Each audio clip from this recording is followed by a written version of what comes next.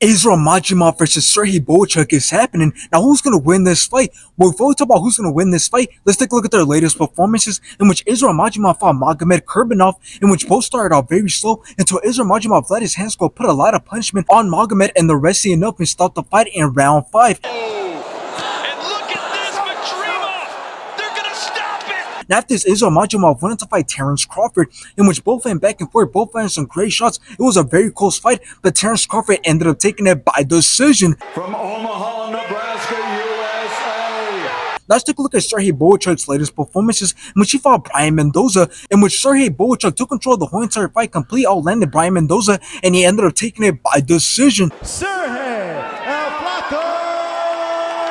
Now, after Serhii Bohachuk went on to fight Berger Ortiz, in which Serhii Bohachuk dropped Berger Ortiz in round 1. Whoa! Nice shot! But then both went to war. Serhii Bohachuk dropped Berger Ortiz once again in round 8. With a right hand of his own. Nice! Left hook!